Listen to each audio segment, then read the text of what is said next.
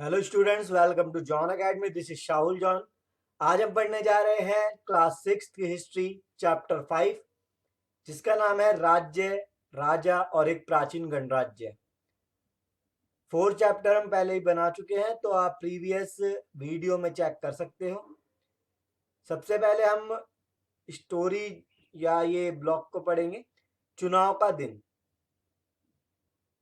जब संकरण उठा तो उसने देखा कि उसके नाना नानी वोट डालने जा रहे थे। दरअसल वे चुनाव केंद्र पर सबसे पहले पहुंचना चाहते थे। शंकरन जानना चाहता था कि आखिर वे इतने उत्साहित क्यों थे। उसके नाना जी ने उसे जल्दी में समझाने की कोशिश की और कहा, आज हम अपने शासकों का चुनाव करने जा रहे हैं। जब शंकरन उठ गया तो उसने देखा उसके नाना नानी कहाँ जा रहे हैं, वोट डालने के लिए, और जल्दी से ले जा रहे थे ताकि वो जल्दी से पहुंच सके चुनाव केंद्र में जहां पर इलेक्शन होते हैं, है ना। तो उसके नाना जी ने उसे जल्दी में समझाने की कोशिश की। तो शंकरन के नाना ने शंकरन को क्या समझाने की कोशिश की, क्या बताया कि हम अपने शासक को चुनने जा रहे हैं। ठीक है, तो ये स्टोरी यहाँ कंप्लीट होती है। अब पढ़ते हैं आगे। कुछ लोग शासक कैसे बने। शासक का मतलब होता है जो रूल करता है, यानी कि जो आपके क्षेत्र में हुकूमत करता है। तो ठीक है, तो लगभग 50 वर्षों से हम अपने शासकों का चुनाव मतदान के जरिए करते आ रहे हैं। यानी कि पिछले 50 सालों से हम क्या करते आ रहे हैं, अपने शासकों को, चाहे वो प्रधानमंत्री हो चाहे वो मुख्यमंत्री हो, उनको हम मतदान के जरिए चुनते हैं। मतदान का मतलब वोटिंग के जरिए हम चुनते हैं। लेकिन बहुत पहले लोग शासक कैसे बनते थे, पर ये सोचने वाली बात है, उससे भी पहले राजा महाराजाओं के समय में किस तरीके से चुनाव होता था। हमने अध्याय 4 में पढ़ा है कि कुछ राजा संभवतः जनयानी लोगों द्वारा चुने जाते थे। ठीक है, ये तो आपको चैप्टर 4 देखना पड़ेगा। परंतु करीब 300 साल पहले राजा बनने की इस प्रक्रिया में कुछ परिवर्तन दिखाई दिए। कुछ लोग बड़े बड़े यज्ञों को आयोजित कर राजा के रूप में प्रतिष्ठित हो गए। जैसा कि हमने 4 चैप्टर में पढ़ा था, कुछ लोग क्या हो गए थे, बड़े बड़े यज्ञों को आयोजित करके राजा के रूप में प्रतिष्ठित हो गए थे। तो ये पहले हमने 4 चैप्टर में पढ़ा है, वो आप देख सकते हैं, प्लेलिस्ट में चेक कर सकते हैं। अश्वमेध यज्ञ एक ऐसा ही आयोजन था। इसमें एक घोड़े को राजा के लोगों की देखरेख में स्वतंत्र विचरण के लिए छोड़ दिया जाता था। एक अश्वमेध था, अश्व का मतलब ही घोड़ा होता है। तो घोड़े को क्या कर दिया जाता था, लोगों की देखरेख के लिए आजाद छोड़ दिया जाता था। इस घोड़े को किसी दूसरे राजा ने रोका तो उसे वहां अश्वमेध यज्ञ करने वाला राजा से लड़ाई करनी पड़ती थी। और अगर उस घोड़े को कोई रोक देता था तो उसको क्या करना पड़ता था, राजा से, दूसरे राजा से लड़ाई करनी पड़ती थी, जो अश्वमेध यज्ञ करने वाला राजा है।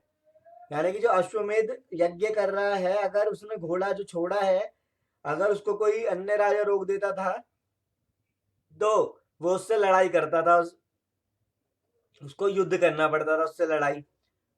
अगर उन्होंने घोड़े को जाने दिया तो उसका मतलब ये होता था कि अश्वमेध यज्ञ करने वाला राजा उनसे ज्यादा शक्तिशाली था। अगर घोड़े को उन्होंने पकड़ा ही नहीं, दूसरे लोगों ने या दूसरे राजा ने, तो ये मान लिया जाता था कि जो जिसने घोड़ा छोड़ा है वो ही शक्तिशाली है।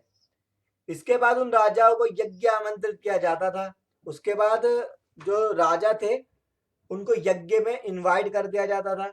ये यज्ञ पुरोहित द्वारा संपन्न किया जाता था। पुरोहित मतलब पंडितों द्वारा संपन्न किया जाता था। ठीक है, इसके लिए उन्हें उपहारों से सम्मानित किया जाता था।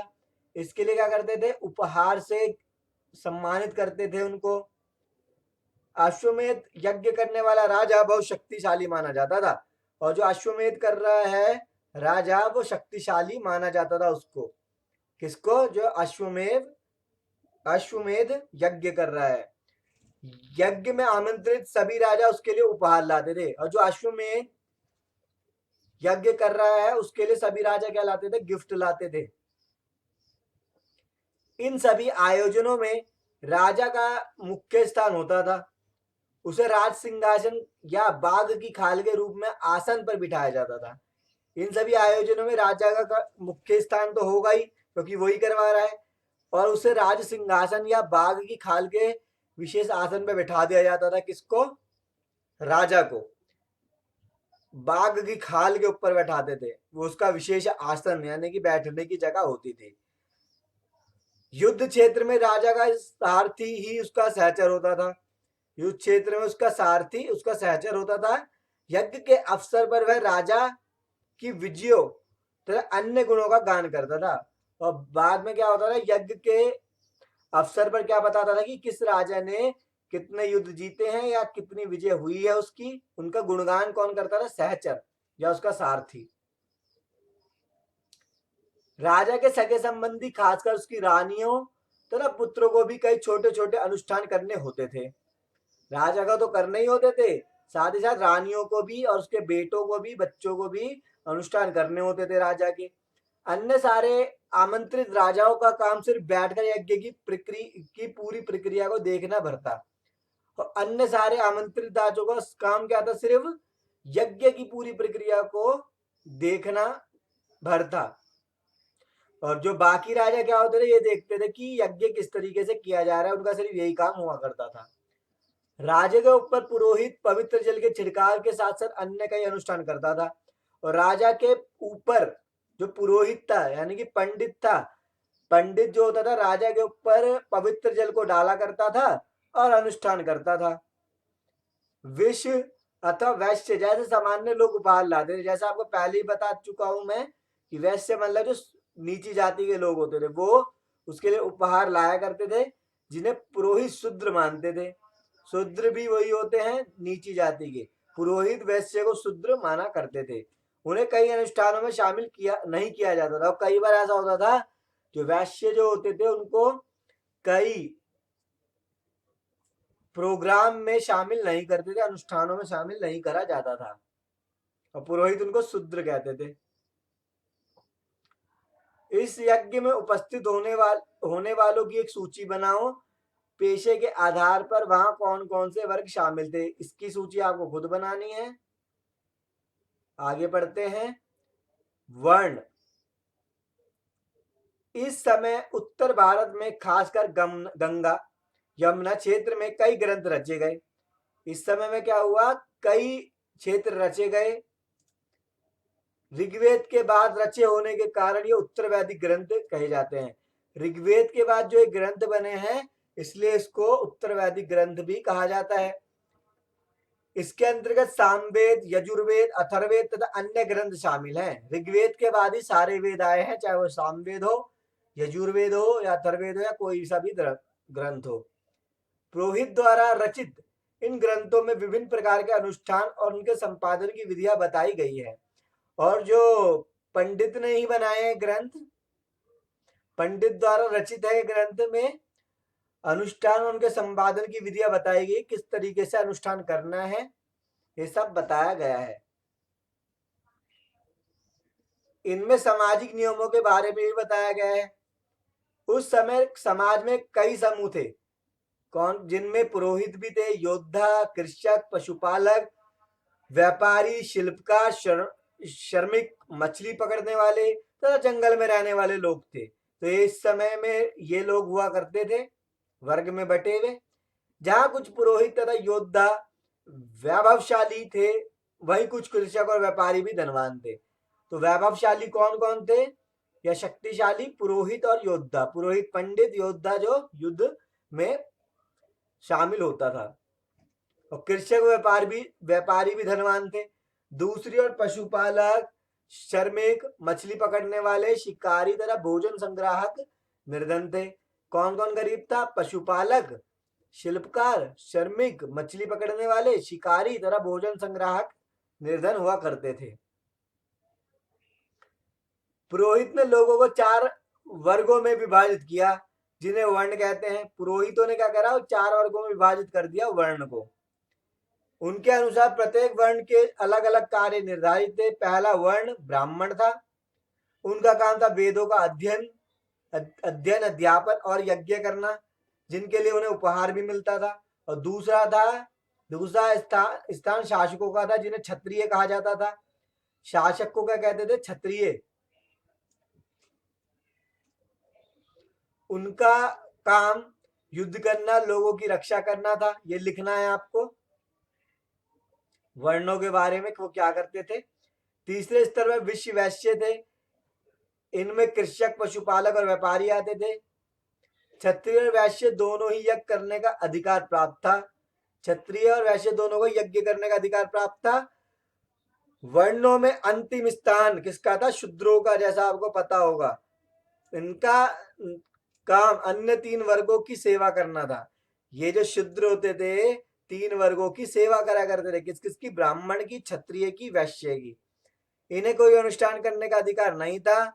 औरतों को भी शूद्रों के समान माना गया, और यहाँ तक कि औरतों को भी, सभी औरतों को शूद्रों के समान माना गया था।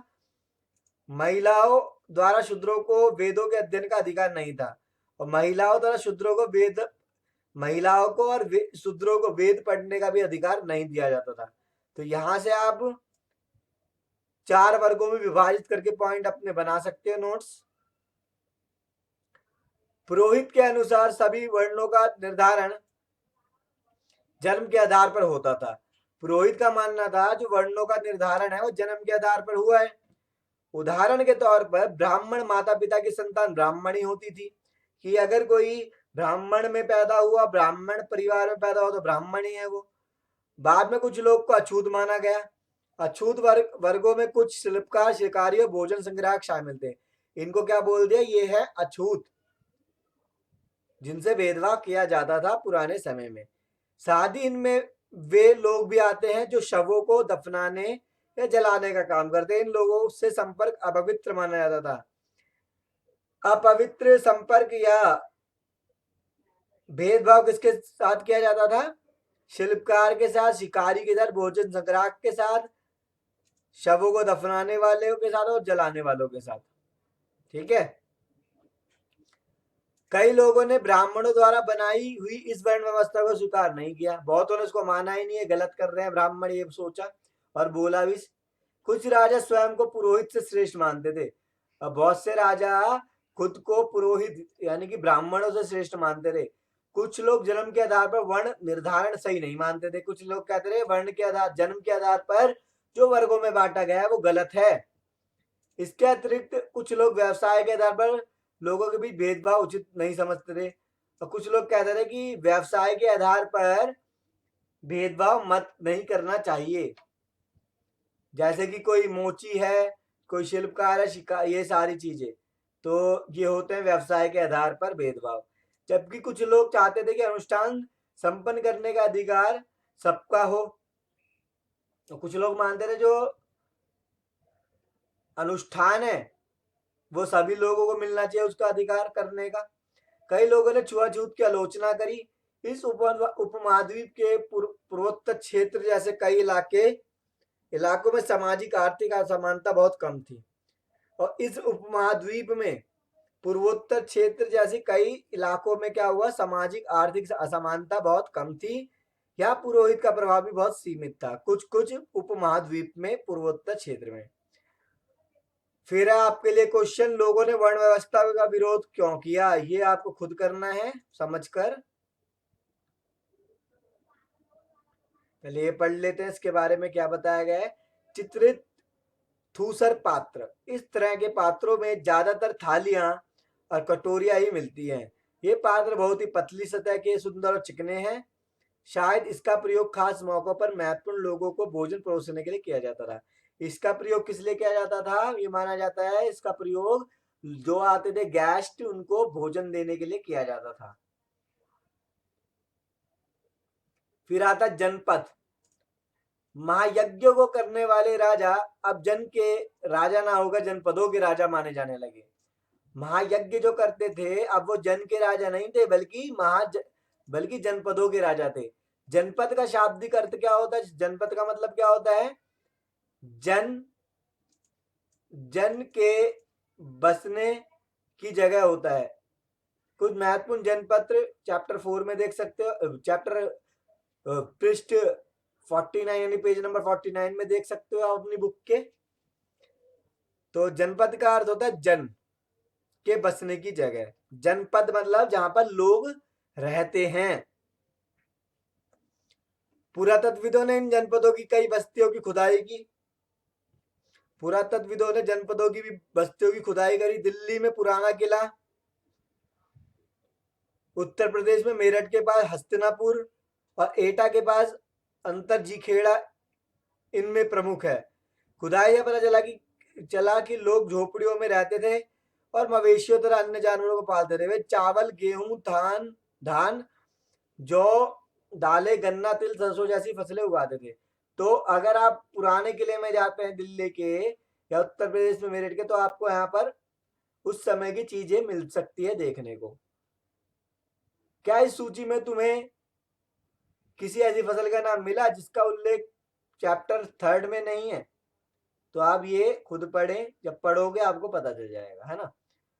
लोग मिट्टी के बर्तन भी बनाते थे। इनमें कुछ थूसर, यानी कि ये थूसर है, और कुछ लाल रंग के होते थे।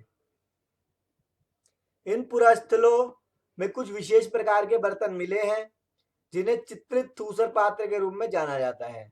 कुछ विशेष प्रकार के बर्तन मिले कि जिन्हें चित्रित थूसर पात्र के नाम से भी जाना जाता है। जैसा कि इनमें इनके नाम से स्पष्ट है, इन बर्तनों पर चित्रकारी की गई है, यानी कि बर्तनों पर चित्र बनाए जाते थे। यह आमतौर पर सरल रेखाओं तथा ज्यामितीय आकृति के रूप में है। जो भी आकृति पर चित्र बनाए गए हैं ज्यामितीय आकृति के बनाए हैं। ठीक है, तो उस समय के बारे में पढ़ा हमने। ये तो पढ़ा हमने जनपद के बारे में, अब पढ़ रहे हैं हम महाजनपद के बारे में। करीब 2500 साल पहले कुछ जनपद अधिक महत्वपूर्ण हो गए, इन्हें महाजनपद कहा जाने लगा। 2500 साल पहले जो कुछ जनपद अधिक महत्वपूर्ण हो गए उनको क्या कहा जाने लग गया? महाजनपद। मानचित्र 4 में देख सकते हो आप, कुछ महाजनपदों को दिखाया गया है। ये मानचित्र 4 है। अधिकतर महाजनपदों की एक राजधानी होती थी। कई राजधानियों में किलेबंदी की गई थी, अर्थात उसके चारों ओर लकड़ी, ईंट या पत्थर की ऊंची दीवारें बनाई गई थी। अब उनके चारों ओर जो भी महाजनपद थे उनके चारों ओर क्या बना देते थे? बड़ी बड़ी दीवारें। ऐसा लगता है कि लोगों ने राजाओं के आक्रमण से डरकर अपनी सुरक्षा के लिए इन किलों का निर्माण कराया। ऐसा भी लगता है कि जो दीवार का निर्माण जो कराया है वो इसलिए करवाया था कि दूसरे राजा या शासक उनके यहाँ पर आक्रमण ना कर दे। कुछ राजा अपनी राजधानी के चारों ओर विशाल, ऊंची और प्रभावशाली दीवार खड़ी कर अपनी समृद्धि और शक्ति का प्रदर्शन भी करते थे। इस तरह से किले के अंदर रहने वाले लोगों और उस क्षेत्र पर नियंत्रण रखना भी सरल हो जाता था। यानी कि जो किले में रहते थे दीवारों की वजह से आसानी से रह सकते थे और नियंत्रण बनाए रह सकते थे। इस तरह की विशाल दीवार बनाने के लिए व्यापक योजना की आवश्यकता थी और लाखों की संख्याओं में ईंटों तथा पत्थरों का इंतजाम भी करना पड़ता था। हजारों स्त्री पुरुषों तथा बच्चों ने इसके लिए अथक परिश्रम भी किया। बहुत ज्यादा परिश्रम के बाद ये दीवारें भी बनाई गई। इसके लिए संसाधनों की आवश्यकता पड़ी होगी। ठीक है, यहाँ पर मैं आप देख लेते हैं महत्वपूर्ण जनपद, महाजनपद और नगर, तो यहाँ पर दिखा रखे हैं। अब पढ़ते हैं आगे। अब राजा सेना रखने लग गए थे। सिपाहियों को नियमित वेतन देकर पूरे साल रखा जाता था। कुछ भुगतान संभवतः आहत सिक्कों के रूप में होता था। इन सिक्कों के बारे में तुम चैप्टर 8 में पढ़ोगे। ठीक है, और ये पढ़ लेते हैं थोड़ा। तो अब राजा सेना वेना रखने लग गए थे और सिपाहियों को वेतन भी देने लग गए थे। कौशाम्बी किले की दीवार। यह चित्र आधुनिक उत्तर प्रदेश के इलाहाबाद के पास मिली ईंट की दीवार का अवशेष है। इसके एक भाग का निर्माण संभवतः 2500 साल पहले हुआ। तो ये दीवार का निर्माण 2500 साल पहले हुआ था। ये कौशाम्बी के किले की एक दीवार है, देख सकते हैं आप दीवार। ये आपको करना है। महाजनपदों के राजा ऋग्वेद में उल्लेखित राजाओं से किस प्रकार भिन्न थे? दो अंतर आपको खुद करने हैं। फिर कर, कर का मतलब क्या होता है? टैक्स। महाजनपदों के राजा विशाल किले बनवाते थे और बड़ी सेना रखते थे। ये आपको पता चल गया, बड़ी बड़ी सेना रखने लग गए थे, किले बनवाने लग गए थे, इसलिए उन्हें प्रचुर संसाधन की आवश्यकता भी होती थी। अब ज्यादा संसाधन भी चाहिए थे। इसके लिए उन्हें कर्मचारियों की भी आवश्यकता होती थी। अब उनको कर्मचारी भी चाहिए थे। अतः महाजनपदों के राजा लोगों द्वारा समय समय पर लाए गए उपहारों पर निर्भर न रहकर अब नियमित रूप से कर वसूलने लगे। और महाजनपदों के राजा अब क्या करने लग गए, उपहार पर निर्भर नहीं रहते थे। अब वो कि उपहार नहीं चाहिए, उपहार तो चाहिए ही, अब हमें टैक्स भी चाहिए जिससे उनका गुजारा चल सके पूरे महाजनपद का। तो वो टैक्स भी वसूलने लग गए, कर भी वसूलने लग गए। फसलों पर लगाए गए कर सबसे महत्वपूर्ण थे क्योंकि अधिकांश लोग कृषक ही थे, तो फसलों पर भी कर लगाने लग गए। उपज का 1/6 भाग कर के रूप में निर्धारित किया गया था, जिसे भाग कहा जाता था। 1/6वां हिस्सा दिया जाता था कर के रूप में कृषकों द्वारा। कारीगर के ऊपर भी कर लगाए गए जो श्रम के रूप में चुकाए जाते थे। जैसे कि एक बुनकर, लोहार, सुनार को राजा के लिए महीने में 1 दिन काम करना पड़ता था। और क्या हुआ था, कारीगरों के ऊपर भी कर लगा दिए गए थे, श्रम के रूप में चुकाए जाते थे, मजदूरी के तौर पर चुकाए जाते थे। जैसे कि वो क्या करवाते थे, कारीगरों से एक बुनकर, लोहार या सुनार को राजा के लिए महीने में 1 दिन में काम करना पड़ता था। तो एक पूरे महीने में 1 दिन के लिए राजा के लिए काम करना पड़ता था कारीगरों को, महीने में 1 दिन। पशुपालकों को जानवरों या उनके उत्पाद के रूप में कर देना पड़ता था। पशुपालक क्या करते थे, जानवर देते थे अपने राजा को, तो वो इस तरीके से टैक्स चुकाते थे। व्यापारियों को सामान खरीदने बेचने पर भी कर देना पड़ता था। अब व्यापारी सामान अगर बेचेंगे तो उनको भी टैक्स देना पड़ता था। आखेटकों तथा संग्राहकों को जंगल से प्राप्त वस्तुएं देनी होती थी। आखेटक और जो संग्राहक थे उनको जंगल से जो भी वो प्राप्त करते थे वो देना पड़ता था।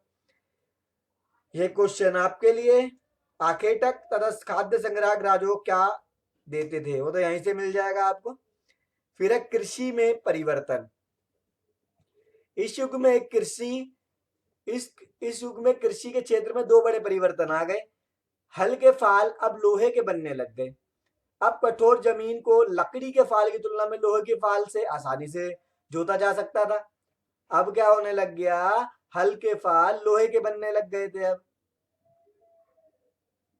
अब कठोर जमीन को लकड़ी के फाल की तुलना में लोहे के फाल से आसानी जोता जा सकता था। पहले तो लकड़ी का यूज होता था खेत को जोतने के लिए, अब किसका यूज होने लग गया, लोहे का, जिससे आसानी से काम होने लग गया। इससे से फसलों की उपज बढ़ गई, अब इससे उपज भी बढ़ने लग गई। दूसरे लोगों ने धान के पौधों का रोपण शुरू किया।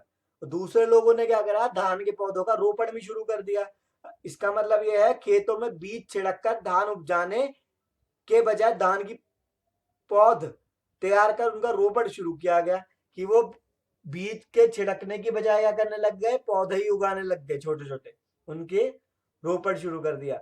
अब पहले की तुलना में बहुत ज्यादा पौधे जीवित रह जाते थे, अब ज्यादा से ज्यादा पौधे जीवित भी रहने लग गए, यानी कि मरते नहीं थे, इसलिए पैदावार भी ज्यादा होने लग गई थी। इसमें कमरतोड़ परिश्रम तो था। ये काम ज्यादातर दास, दासी या भूमिहीन खेतीहर मजदूर करते थे। ये काम कौन करता था, दास, दासी, भूमिहीन, खेतीहर मजदूर। क्या तुम बता सकते हो कि राजा इन परिवर्तन को प्रोत्साहन क्यों देते होंगे? इन सब के आप कर सकते हो एक्टिविटी के रूप में काम। ठीक है, तो इस तरीके से हमने कृषि में परिवर्तन पढ़ा। फिर है सूक्ष्म निरीक्षण। अब है मगध।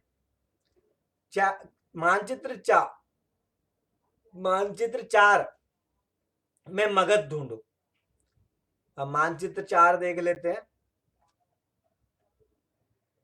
मगध कहां पर है, यहां पर ये रहा मगध। ठीक है, ये है मगध, हमने ढूंढ लिया। लगभग 200 सालों के भीतर मगध सबसे महत्वपूर्ण जनपद बन गया। तो 200 सालों के भीतर भीतर मगध क्या बन गया था, सबसे महत्वपूर्ण जनपद। गंगा और सोन जैसी नदियां मगध से होकर बहती थी। गंगा और सोन जैसी नदियां मगध से होकर बहती थी, उसके अंदर से। यातायात, जल वितरण, जमीन को उपजाऊ बनाने के लिए बहुत महत्वपूर्ण थी। मगध का एक हिस्सा जंगलों से भरा था। मगध का एक हिस्सा किससे भरा था, जंगलों से। इन जंगलों में रहने वाले हाथियों को पकड़ कर उन्हें प्रशिक्षण कर सेना के काम में लाया जाता था। अब मगध का एक हिस्सा जंगलों से भरा हुआ था वैसे भी, और जंगलों में रहने वाले हाथियों को पकड़ लिया जाता था और उनको ट्रेनिंग दी जाती थी। ट्रेनिंग मतलब प्रशिक्षण दिया जाता था। यही नहीं, जंगलों से घर, गाड़ियां तथा रथ बनाने के लिए लकड़ी मिलती थी। जंगलों से क्या मिलता था? घर, गाड़ियां तथा रथ बनाने के लिए लकड़ी भी मिल जाती थी।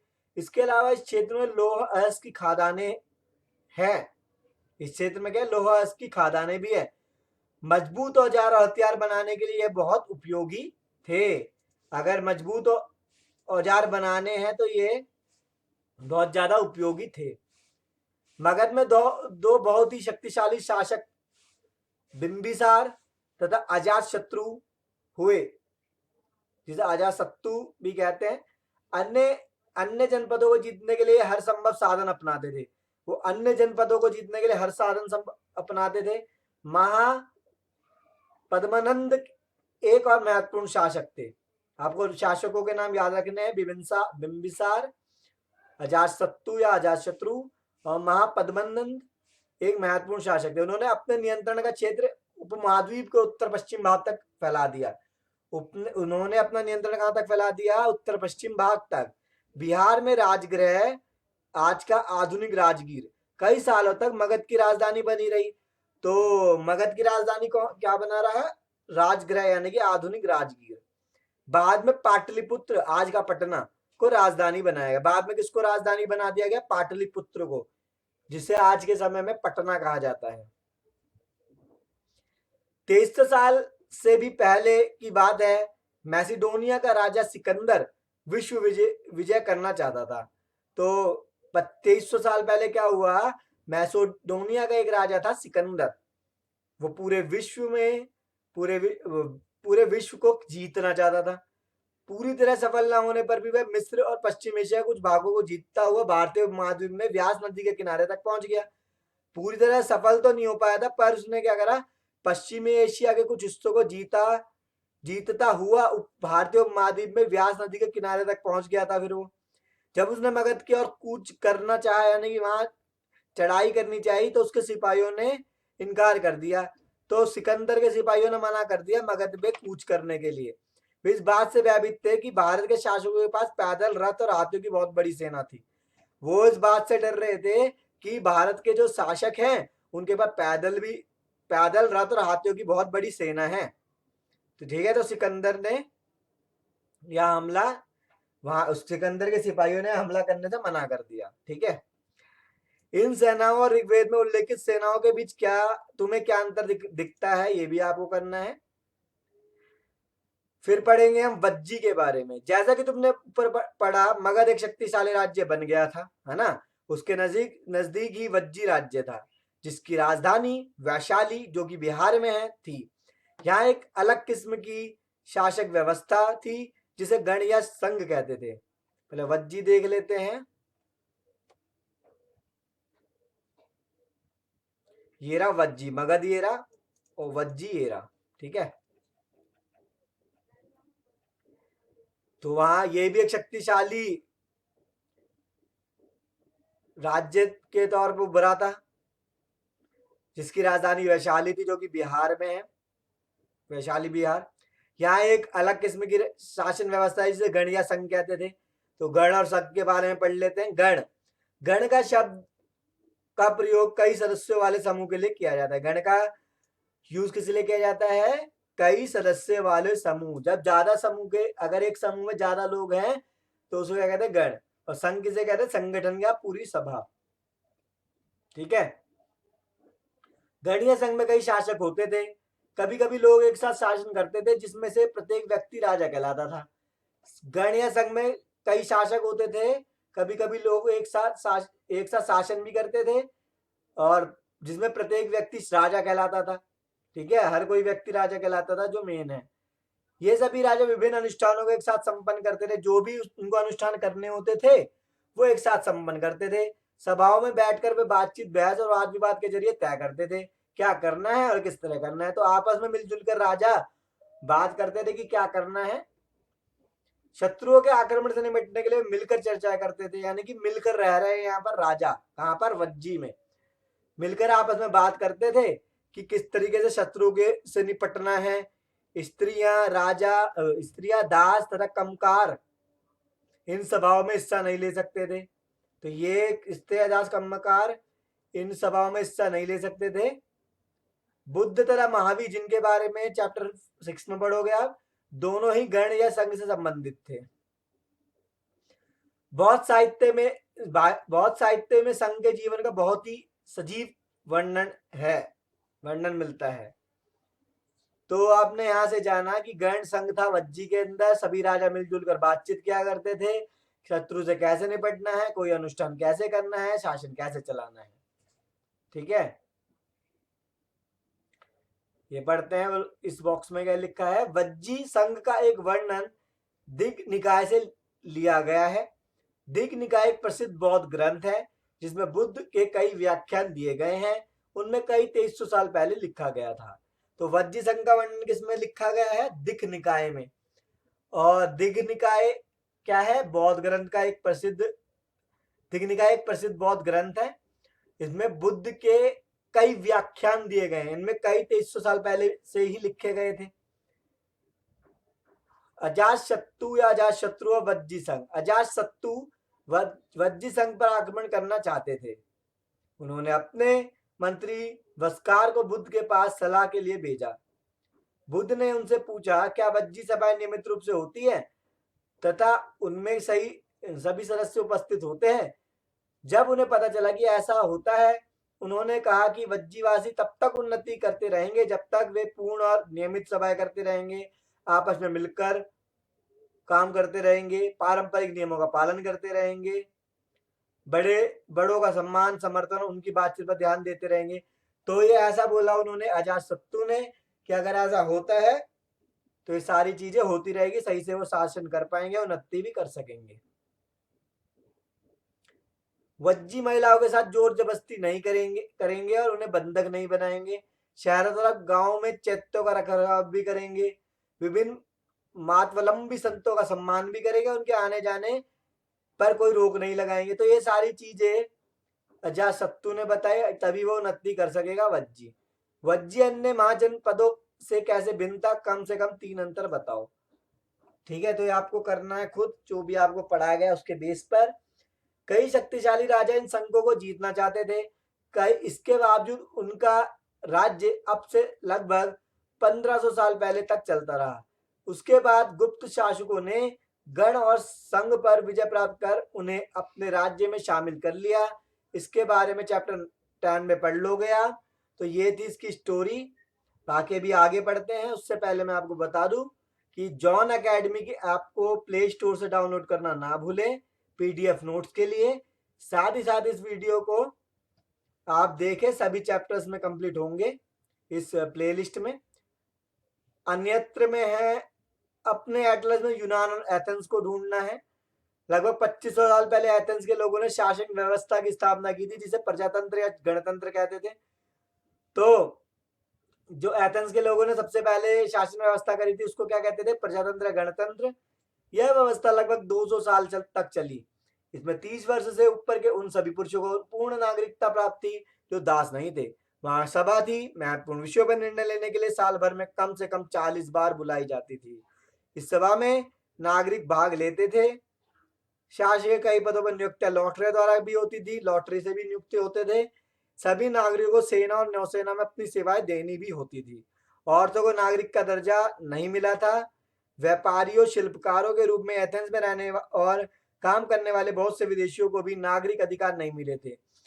तो बहुत से विदेशियों को भी और एथेंस में रहने वाले लोगों को भी नागरिक अधिकार नहीं मिले थे। एथेंस में खदानों, खेतों, घरों, कार्यशालाओं में काम कर रहे दासों को भी नागरिक अधिकार नहीं थे। तो ये पढ़ा हमने एथेंस के बारे में। क्या एथेंस में वास्तव में जनतंत्र था, तो आपको खुद करना है। इस सारा चैप्टर आपका कंप्लीट हो गया। अगर आपको ये वीडियो पसंद आई है तो इस वीडियो को लाइक शेयर करना ना भूलें।